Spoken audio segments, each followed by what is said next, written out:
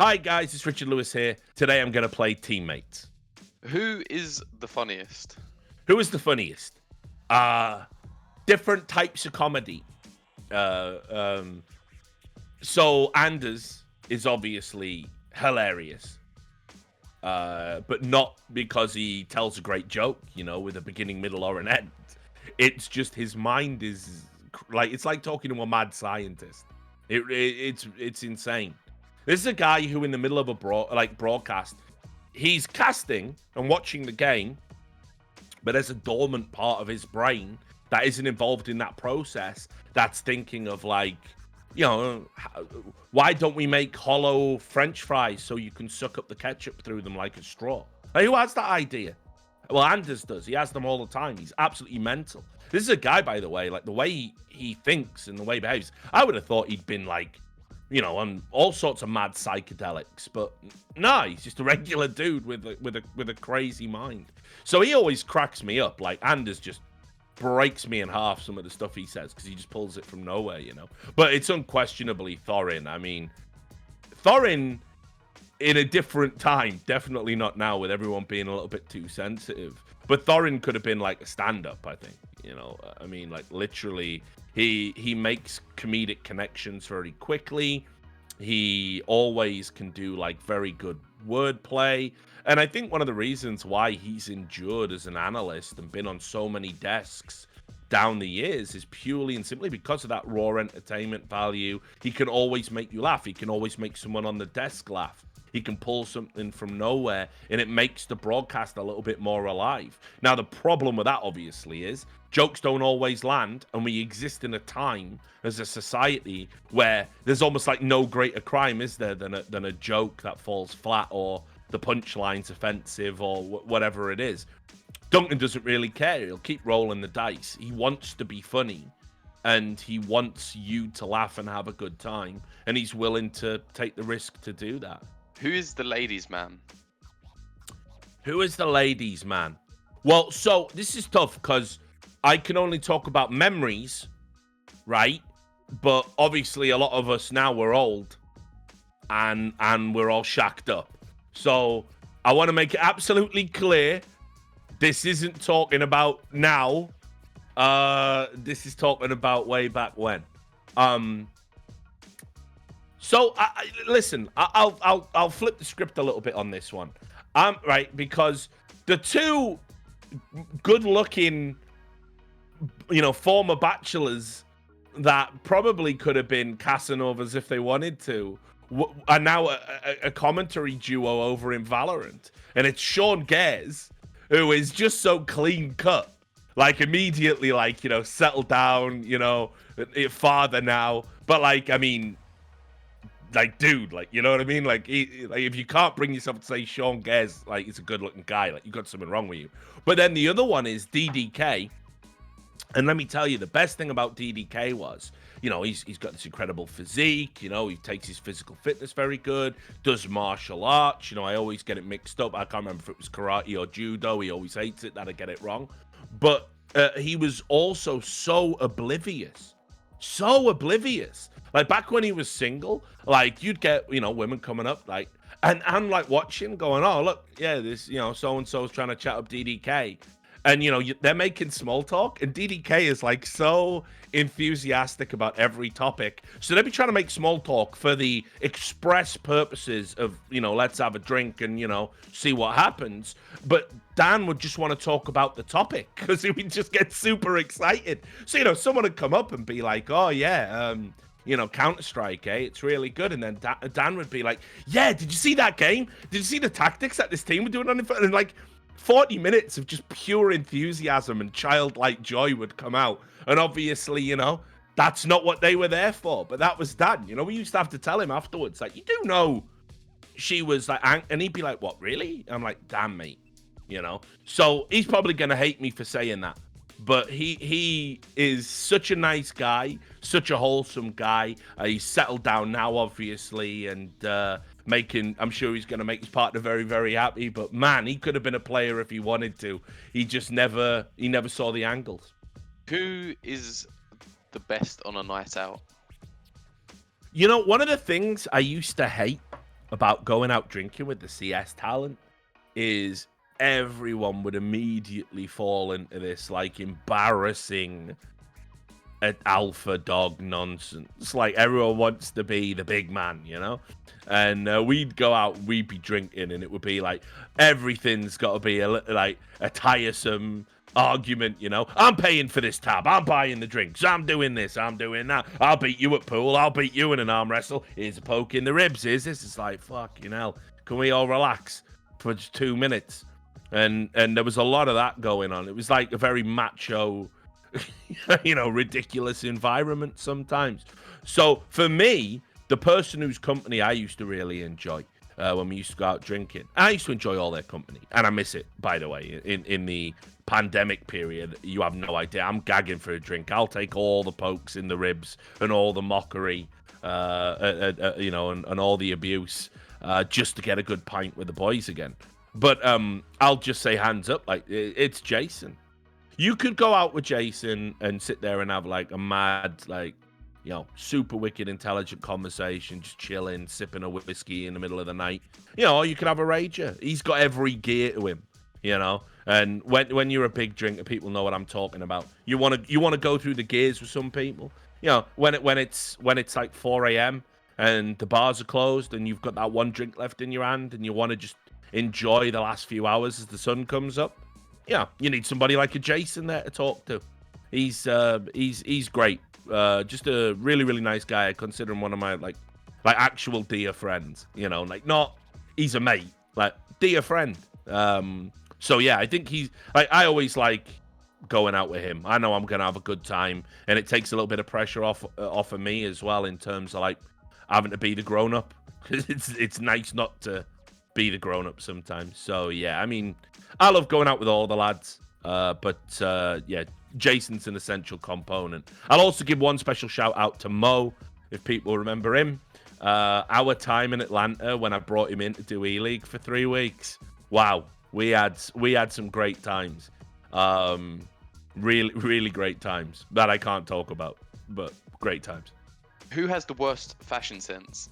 Now listen, I cannot criticize anyone's fashion sense. Because I hate all that shit. I hate dressing up. I was the guy who was saying, I don't think we should wear suits for an esports broadcast when all these guys were like coming out in their tuxedos and shit, you know. And I said many times when I was at E-League, can I just come out wearing a pair of jeans and a t-shirt? Is there any way we can make this work? And like, I don't even wear, you know, everyone wears these slim fit jeans. Like, I got rugby players' legs, you know what I mean? I wear massive baggy oversized jeans like it's still the early 90s. I don't care. I don't care about any of that stuff. So I'm definitely no one to criticize people's fashion. I'm wearing 3/4 shorts now and a pair of slip-on flip-flop style slippers, like, you know, and a Cobra Kai t-shirt. I am not a fashion guru, but I will say, I mean, like, I think Duncan's kind of like me. Like, so Thorin's definitely got some dubious clothes, like very dubious, like t-shirts. Very dubious jackets that I'm like, that's a bit naughty. You probably shouldn't wear that, but he just doesn't give a fuck either, so whatever. But also, I have to say it, man. Like, when everyone was, like, praising Semler, like, for all those suits, and he had, like, I've never seen anyone go crazy for suits like Semler. Like, he used to turn up to a broadcast that was, like, a weekend, and he'd bring, like, 8 suits. And he'd want to pick them. You know, like, depending on, like, the lighting or the color of the desk and, like, all this mad shit. Be like, what? But anyway, some of those suits were outrageously naughty. Like, it's so bad looking back. Like, I know he's going to hate that answer because part of his angle, part of his persona is that, you know, he was the dapper guy. And he did have some impeccable tailoring. But some of those suits, man, I couldn't do it. I just couldn't do it at all. So, let me put it this way. Semler has, he's Schrodinger's fashionista. He has simultaneously the best taste and the worst taste at once. Which member of talent is the worst at playing CS? Which member of talent is the worst at playing CS? It's a meme. I'm just going to say Bardolph. I'm sorry, James. I love you, mate. I love you, even though you've unfollowed me on Twitter because, as you said, you're sick and tired of me arguing with plebs. That's also fine, mate. But I gotta call you out. I think your ability. I mean, because obviously, like, it'd be me, but I just don't play it anymore. I've retreated into Dota, or I'm in the fantasy wizard land. I'm a two-headed ogre. That's great, loving that. Duncan. Loads of people said he was golden over or whatever because of that one time he calibrated on stream and he hadn't played for like 18 months. But I think he got up to Supreme or whatever it was in a relatively short space of time. He's still got it. But James Bardolph is global, allegedly. And, mate, like you've seen it in the show matches. I've seen it on his stream. I've seen him miss opponents with a knife in their hand and the back to him. And he'll be like, well, I've just been CSGO'd there, lads. Like, no, James, come on, man. Like, enough's enough, Like, I don't know what level he's actually at. But out of all of the talent, like, easily the most hilariously poor player, I think. Great guy. And a great guy to play with. Very positive. But he really needs someone to do the heavy lifting when he queues up. Who is the most underrated? So, most underrated. Let me talk from a talent perspective because I've probably got a bit more insight there. I could definitely tell you about underrated players that I think haven't got their dues down the years and have sort of like found themselves adrift. But let's talk about talent. And this is like a personal one that I'll just pick and I'll just say because like when we do the No Majors Club. We bring together, that running joke is we bring together the people that don't get on the majors. That's the point. And we do our own style of broadcast. But honestly, when I think about some of the talented people we have in that little collective, like Davey, like Vince, these guys should be on top tier broadcasts anyway. But I'm gonna pick two from like the crew, and I'm gonna say first of all Dust. It's been like a super rough time for Dust Moret. Like he's a guy he's just overcome COVID. He got kicked out of DreamHack essentially in the sense that they said we don't think you and Vince can work as a duo when they just done an event where they done their best work. It was a great broadcast, and those guys absolutely crushed it. And I don't know, man. You ever known a dude who you just think, like, shit, give this guy a break. Give this guy a break. Like, he's been through so much in his personal life. And every time I talk to him, he's like, oh, the esports dream is over. And I think, like, I just wish someone had took the time to actually use what Dust is good at. Dust would kill a Weatherman segment, but everyone's like, nah, we don't want to give that to Dust. And it's like, why? That's where he'd be at his best. Dust loves casting. I think he can fit anywhere on a broadcast. When I had the opportunity to use him, when we used him at Gfinity, when I used him at E-League, I wanted him on the desk, being a geek and coming up with the numbers.